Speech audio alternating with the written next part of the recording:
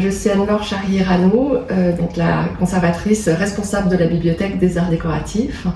Cette bibliothèque, qui a plus de 150 ans d'âge, est une bibliothèque patrimoniale ouverte au public et qui abrite des fonds historiques jusqu'à aujourd'hui des acquisitions d'ouvrages très contemporains. Mais dans ces fonds divers, il y a une très jolie collection de livres d'artistes que j'ai cherché à enrichir et à laquelle je souhaite donner une ligne directrice. Donc cette collection de livres d'artistes n'est pas née en tant que telle, elle s'est plutôt constituée au fil du temps, un petit peu par effet d'aubaine. La bibliothèque a toujours bénéficié de nombreux dons. C'est comme ça d'ailleurs qu'elle a été vraiment créée par plusieurs donateurs bibliophiles qui ont confié à l'institution leurs fonds et en ont fait don. Donc des grands textes littéraires, entre autres, illustrés par des artistes de renom, et donc plutôt du livre de bibliophilie qui progressivement séduit les conservateurs et les ont amenés à développer ce type d'ouvrage précieux, intéressant au niveau aussi de la technique de l'artiste qui est présente dans chaque livre. Donc on peut citer Les Fêtes galantes de Verlaine illustrées par Marie Laurencin ou La Garçonne de Victor Marguerite qui n'avait pas de prétention littéraire autre que celle de camper une femme très libre, mais illustrée par Van Dongen. Et puis il y a une année quand même très marquante à la bibliothèque, c'est la grande donation de Jean Dubuffet qui a fait don de l'ensemble de son œuvre illustrée en 1967, une trentaine d'exemplaires, et qui l'a véritablement lancé le noyau de la collection vraiment de livres d'artistes. Donc tous ces tirages, on en a quelques-uns derrière moi, qui ont incité les responsables progressivement à acquérir donc véritablement du livre d'artiste, un vrai dialogue entre l'écrivain, le penseur, l'intellectuel qui livre son texte à l'imaginaire et l'expression artistique d'un autre auteur. Dans cette composition, on a un peu plus d'une centaine d'ouvrages d'artistes de couples divers. On a présenté Michel Butor et Jacques Hérold. On a quelques livres, plus livres, objets de Martine Lafont qui travaille beaucoup ses coffrets, donc là, La robe rouge, avec un texte autour de la couleur et sa signification plutôt médiévale. Et donc, dans cet environnement, j'ai souhaité redynamiser un petit peu la collection de livres d'artistes qui ne s'était pas enrichie depuis 2-3 décennies, en tâchant de définir une ligne directrice un petit peu plus analysée, un petit peu plus claire.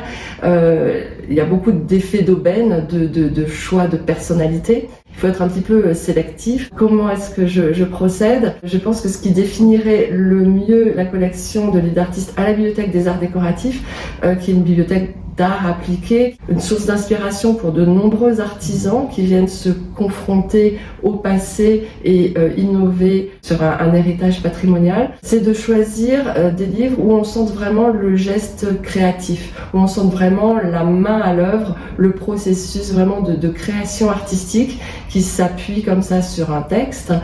C'est dans ce contexte que sont rentrés dans les collections les livres des éditions FMA, Pénélope, la main narrative, et Carré des météores de Michel Butor, tous les deux illustrés par Bernard Aligan. Un des critères de choix pour l'alimentation de cette collection de livres d'artistes, c'est que toutes nos collections résonnent entre elles. On passe des manuscrits aux imprimés, on passe du livre d'artiste au livre photographique et à travers les époques. Donc j'ai devant moi un manuscrit qui est un traité d'enseignement de l'histoire du tissage tel qu'il a été professé pendant plus d'un demi-siècle à l'école de Lyon sur les métiers à tisser. Il est composé d'échantillons textiles.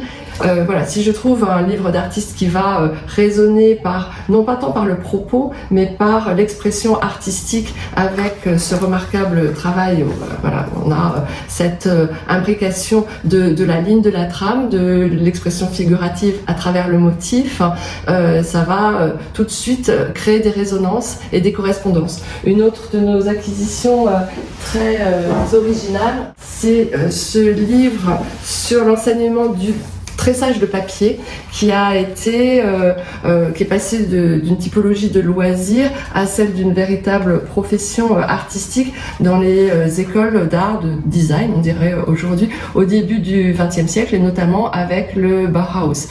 Et on voit combien c'est décoratif évidemment, mais combien ça peut résonner avec, voilà, par exemple, une impression textile et un traité très technique sur l'impression du textile, ou même si je le rapproche un petit peu de Carré des météores, avec des lignes et des compositions très graphiques. Voilà, on peut tresser comme ça, justement, c'est le cas de le dire, beaucoup de liens à travers les époques entre les différents fonds patrimoniaux qui composent cette bibliothèque. Donc pour faire vivre cette collection, on travaille évidemment beaucoup sur la valorisation de la collection, comme des autres fonds d'ailleurs. Donc déjà dans cette bibliothèque, on a le privilège d'avoir un espace d'exposition avec une programmation de 3-4 événements par an. Donc le livre d'artiste peut être exposé selon la thématique qu'on a choisie, qui est en général en résonance avec la programmation du musée des arts décoratifs. On est une même institution. Et donc être exposé comme une œuvre originale, une œuvre patrimoniale. Notre deuxième grande activité de médiation, c'est de faire des présentations spécifiques sur la collection de livres d'artistes à des écoles spécialisées. Au premier chef, l'école Camondo, qui fait partie des arts décoratifs, mais qui prépare des jeunes talents à être architectes d'intérieur, décorateurs, designers, mais aussi des écoles spécialisées, comme l'école Estienne, ou des écoles diverses en fait, de professionnels qui viennent s'intéresser aux livres d'artistes. On travaille aussi en relation étroite avec des plasticiens proches de l'institution des arts décoratifs. On a les ateliers du Carrousel qui sont des ateliers de pratique et d'enseignement dans lesquels il y a un module de création de livres d'artistes. Donc on a des professeurs et leurs élèves qui viennent s'inspirer de notre collection.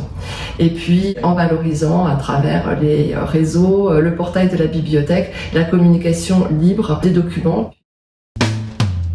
Donc tous les publics sont accueillis à la Bibliothèque des Arts Décoratifs sans distinction de critères géographiques, de références académiques. Il faut simplement avoir 18 ans, qu'on atteint très rapidement. Et ensuite, la totalité des fonds anciens, patrimoniaux ou contemporains sur tous les domaines de l'histoire de l'art, du design, des arts appliqués, du jouet et même des jardins sont entre les mains de nos lecteurs dans une très très belle salle conçue en 1906. La bibliothèque occupe toujours dans son mobilier d'origine et avec une vue magnifique sur le jardin du Carrousel au cœur de Paris.